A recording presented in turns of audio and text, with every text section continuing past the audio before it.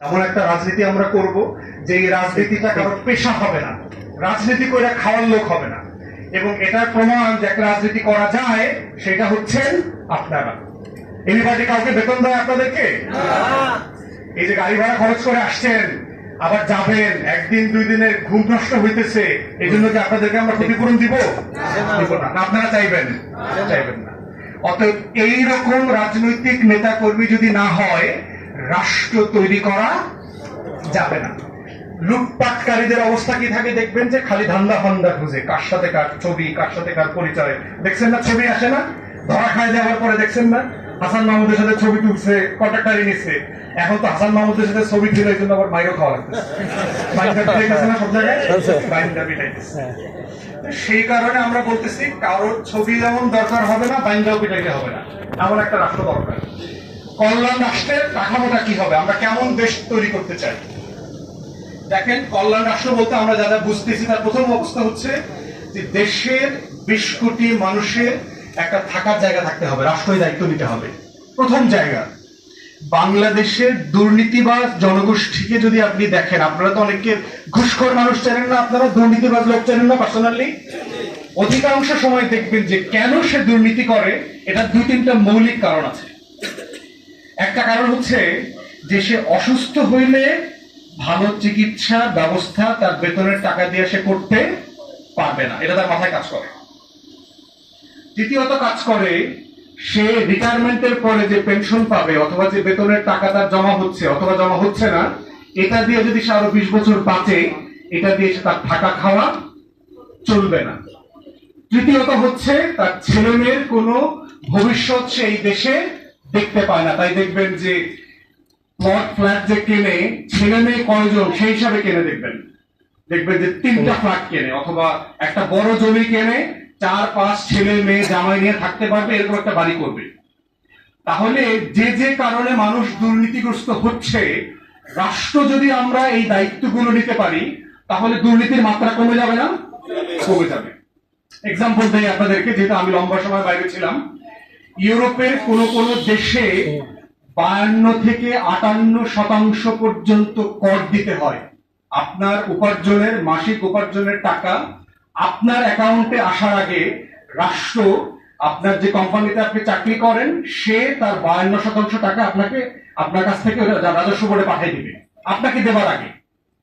কিন্তু মিছিল মিটিং দেখছেন নাকি নরওয়ের লোকরা অথবা নেদারল্যান্ডের লোকরা ব্যাপক আকারে মিছিল মিটিং করতেছে যে আমরা ট্যাক্স দিব না, আমাদের 60% টাকা নিয়ে যাচ্ছে, প্রায়োর দিতেছে, সরকারের অফিস জ্বালায়া পড়ায় দিচ্ছে। এরকম ঘটনা দেখেছেন না? কেন কেন দিচ্ছে না? কারণ এই 60% টাকা আপনাকে আবার সে রাষ্ট্র কি করে? ফেরত দিচ্ছে। কারণ রাষ্ট্র দায়িত্ব নিয়েছে যে আমার কোন নাগরিক রাস্তায় ঘুমাইতে পারবে না, তার বাসা করা আছে, তার সাফিসিয়েন্ট বাসা করা আছে। ইংল্যান্ডে আমি এমন অবস্থাও জানি যে বাসা রেডি হয় নাই, আপনাকে 4 স্টার হোটেলের অ্যাপার্টমেন্ট ভাড়া করে রাখবে সরকার। যে আপনাকে বাসা দেওয়ার কথা ছিল 13 তারিখে সেপ্টেম্বরে, কিন্তু 13ই সেপ্টেম্বর বাসাটা রেডি হয় না, এখন কাজ চলতেছে। এই জন্য আপনাকে 5 স্টার 4 স্টার হোটেল নিয়ে রাখবে রাষ্ট্র।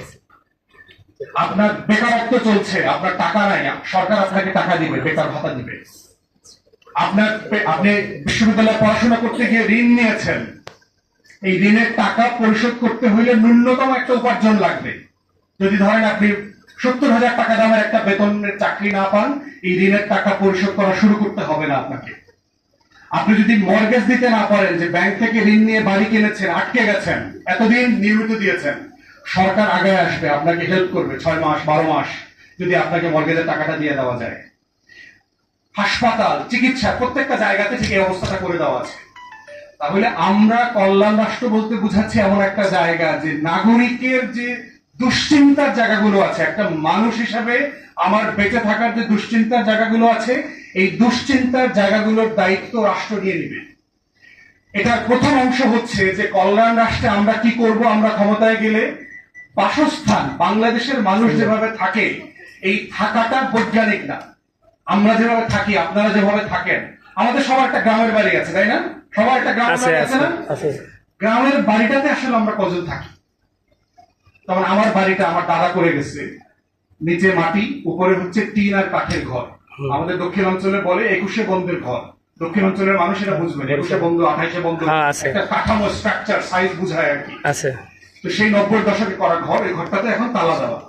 এই ঘরটার প্রত্যেকটা কাঠ কি পোকা এটাকে বলে? ঘুল পোকা। ঘুল পোকা খেয়ে ফেলছে। কদিন পর পরে আমাদের বাড়ির লোকজন ছবি তুলে পাঠায় যে তোমাদের ওই উত্তর পাশের চালার অমুক কাঠটা খুলে পড়ে গেছে। এখন এইখানে একটা জমি লাগলো না, এই যে আমার একটা ঘর আমার দাদা করলো আমাদের জন্য, এখানে ধরেন আমার 2% 3% জমি নষ্ট হয়ে গেল না। আপনারা দেখবেন ওই গ্রামের ঘরটা বাদ দিয়ে লোকজন কি করে, পাকা রাস্তার পাশে আমার 2% জমি কিনে আমার একটা ঘর করে। দেখেন করে হ্যাঁ। ওই ঘরটা বাদ দিয়ে দেখবেন উপজেলায় বাচ্চা পড়ে, উপজেলাতে একটা ভালো স্কুল হয়েছে, উপজেলা ওই কার্যালয়ের সামনে টিএনওর বাসার পাশে, ওই স্কুলটাতে পড়ানোর জন্য ওইটা রাইখা ওইখানে আবার একটা বাসা ভাড়া নেয়। এরপরে দেখবেন আবার কিছু টাকা জমছে, এখন ইন্টার পাস করে ফেলছে ছেলেপেলে, এখন ঢাকা যাইতে হবে। এখন তার মাথায় চাপছে যে ছেলেমেয়ের জন্য ঢাকায় তো কিছু করতে হবে। তখন দেখবেন যে গ্রামের জমি আবার কিছু বেচা ঢাকাতে আবার একটা জায়গা কেনে। তাহলে আমি হিসাব করে দেখছি যে আমরা বাংলাদেশের মানুষ ন্যূনতম যাদের থাকার ব্যবস্থা আছে, আমরা 3-4টা জায়গা নষ্ট করে এক জায়গায় থাকি ভাড়া। ঠিক কিনা, তাই না? ঠিক। প্রবাসীদের কথা চিন্তা করেন, যাদেরকে আপনারা চেনেন, আপনাদের পরিচিত যারা প্রবাসী আছে এদের কথা চিন্তা করেন। তারা এগুলো করে কি করছে, আবার বিদেশে কিন্তু একটা বাড়ি কিনছে, থাকে আমেরিকাতে, ইউরোপে, ওখানে একটা বাড়ি কিনছে না, ওখানে একটা বাড়ি কিনছে। দেশে আসবে ওরা, ছেলেপেলেরা আসবে, কেউ আসছে কখনো? আসে নাই। তো ওনার বাংলাদেশের ঢাকার ঘরটা, সিলেট শহরের বাড়িটা, বালাগঞ্জ উপজেলার বাড়িটা, আরো ওই গ্রামের নদীর পাড়ের গ্রামের বাড়িটা, এই 4টা বাড়ির অবস্থা কি? পরিত্যক্ত করে আছে না? হ্যাঁ, পরিত্যক্ত করে আছে। তাইলে আমাদের থাকার আয়োজনটা বাংলাদেশে পরিবর্তন করতে হবে 2 কারণে। একটা হচ্ছে আমাদের দেশ ছোট, আমাদের কৃষি জমি রক্ষা করতে হলে আমাদের থাকার ব্যবস্থাটা ভার্টিক্যাল করতে হবে, উপরের দিকে থাকার ব্যবস্থা করতে হবে। চায়নাতে কোন বিল্ডিং আছে যে বিল্ডিং এ 30,000 লোক থাকে একটা বিল্ডিং এ। বিশ্বাস হয় আপনাদের? বুঝতে পারতেছেন? একটা বিল্ডিং এ 30,000 লোক থাকে।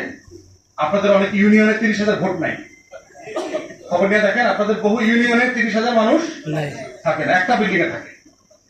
তবে এরকম একটা বিল্ডিং যদি আপনি বানান, আপনার কি পরিমাণ কৃষি জমি বাঁচবে বুঝতে পারছেন?